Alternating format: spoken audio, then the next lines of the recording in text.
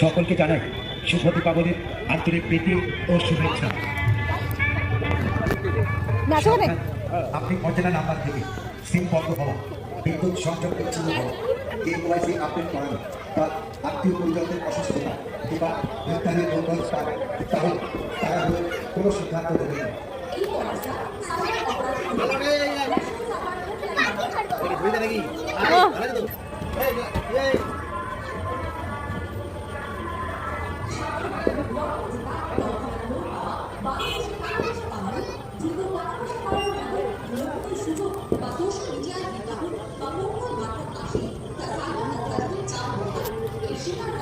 এই বিষয়ে যেগুলোর উপর ন্যাশনাল সাইবার হেল্পলাইন নাম্বার 1930-তে অবলম্বন করুন।